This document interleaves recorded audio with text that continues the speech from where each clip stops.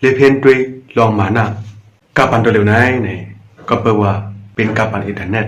กับปันอันหาดังหูเลยง่ายๆเพราะว่าใครหูสังคอเนี่ยเขาก็หาดี Google เขาก็หาด้วยในโซเชียลมีเดียเนี่ยได้มาดังหูดังนั้นกับปันตัวเร็วไหนเนี่ยซ้ำออกมาเนี่ยน้องเอาดูอันห้องว่า AI นั่นเองแต่ที่หาดังหูไหน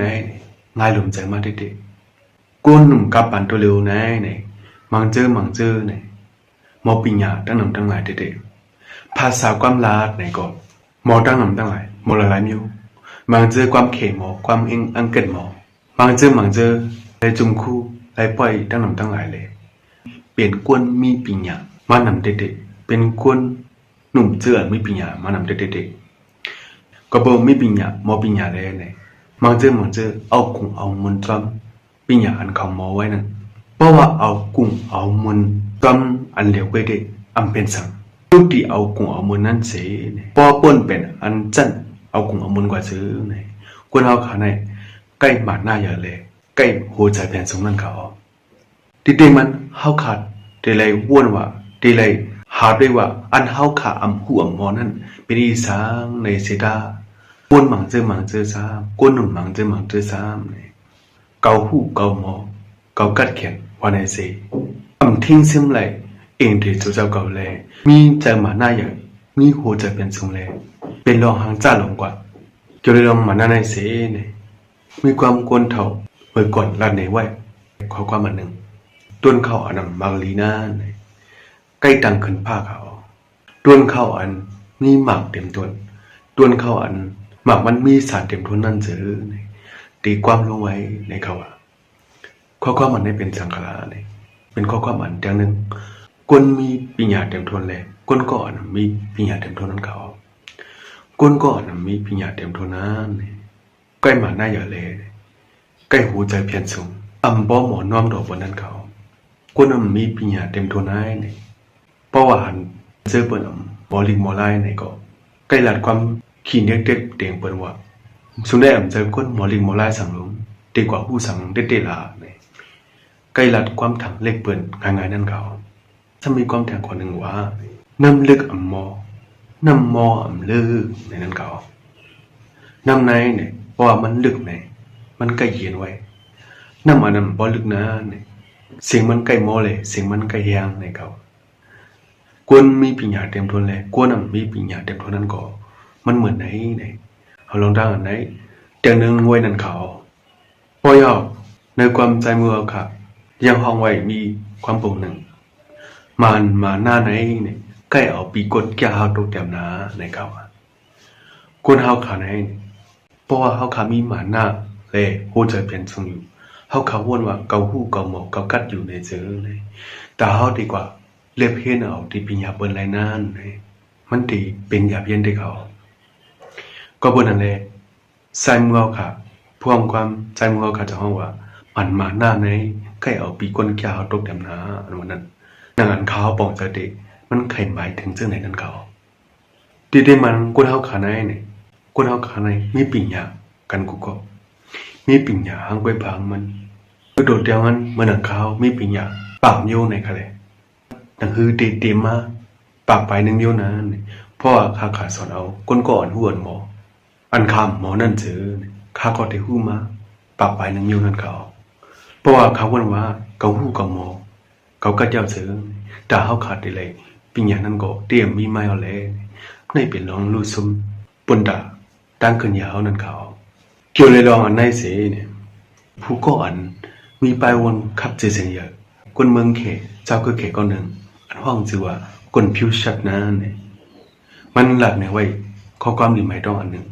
อันนั้นได้เป็นอีสังลาเนี่ยเจ้าเก่าหมออีสังหมออีสังนั้นเนี่ยเขาขาดเลยเจ็บไปหามันหู้เลยลีในเขาเพราะว่าเขาขับหมอเจ็บเพลเลยอันเขาหู้เลยอันเขาหู้นั่นซื้อในเป็นปิญญาเย้าในเขาข้อความมันในเป็นข้อความมันที่หมายต้องได้เขากูเขาขากูก็ในเพิ่มหู้เลยลองทั้งกูเจอกูลองเพิ่มก็เตรียมหู้เลยเพิ่มหู้เลยกว่ากูยิ้มเร็วค่ะอันเขาขาหู้นั้นเปิ้นหู้ก็ได้มีอันเปิ้นหู้นั้นเขาขาหู้ก็มันได้มีนั่นเขา ลองอย่างมันไหนเฮาขาหู้สังเฮาขาหู้สังนั้นเฮาขาทะเลหมดจากเพเฮามันหู้เลยดีนั่นเขาถ้ามีทางคนนึงอันเฮาขาเลยเป็นคนไม่ปัญญาอันเฮาขาเลยเรียบเพี้ยนสอนเอาปัญญาง่ายๆรวมเจอวันเหมือนไอ้เจอเนี่ยมันหนุ่มเจอตั้งกัดตั้งแขนเฮาขาทั้งหมดอันวันนั้นเฮาขาทะเลปองเจอไว้เขาความสั่งเลยว่าจะหนึ่งล้านเนี่ยอันเฮาขาเป็นคนมีปัญญามาวันเหมือนไอ้อันเฮาขาเลยเรียบเพี้ยนหู้เอาตั้งหูตั้งหมอปัญญาเลยมาง่ายๆวันเหมือนไอ้เจอเนี่ยมืออ่อนตั้งมันเปลี่ยนตั้งคัดเจอปูหมอนายาวคัดเจอมาไปอ่อนตั้งเลยเขาสั่งไว้เรียบเพี้ยนหู้เลยง่ายๆนั่นเขารองอันเฮาขาเป็นคนไม่ปัญญามาอันเฮาขาเลยสอนให้เฮาปัญญามาในก็เปลี่ยนตั้งจอยแถมเปลี่ยนตั้งคัดเจอปูหมอนายาวปอไม่เฮาในเฮาขาอย่าไปลงลืมขาเพราะว่าเฮาขามีตั้งจอยแถมปูหมอนายาวเสื้ออันเฮ็ดมามืออ่อนตั้งเสื้ออันเล็บเฮ็ดมาไว้อันตั้งซื้อในแต่เฮาขาได้เลยเล็บเฮ็ดหูเอาง่ายๆแต่เฮาขาได้เล็บเฮ็ดหูเอาเลยนั่นนี่มันมีรองตั้งอยากได้เอาก็บ่นั่นแหละนี่เฮาขาอำทุกลีลงลืมกงเจซูปูหมอนายาเฮาเสื้ออันคัดใจมาวันตั้งนั้นเขาบ่อยากขอนี่มันมาหน้าไหนเฮาขาถูกลีไว้เตียนมันดีไว้นั่นกว่าดีลีไว้มันมานั้นซ้ำเป็นจังกะลาเพราะว่ากันสิลองเราเปิ้นเฮ็ดเป็นไรนี่เขาก็เด็ดไปเฮ็ดเป็นไรเพราะว่าเปิ้นสอนเฮ็ดเอาปัญญาเสียนั้นกว่าเปิ้นเหมาะกว่านี่เขาก็เด็ดคัดเสเฮ็ดเอาหามันไหลนี่มันมาหน้าจังไหนเด็กถูกลีไว้อยู่กะเพราะว่าเก่าไว้ดีเก่าผู้เก่าหมอเก่ากันเหลือเปิ้น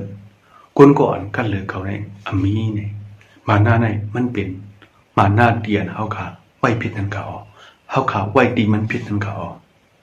ดูเขาเนี่ยก็ใกล้มีเจอมาหน้ามา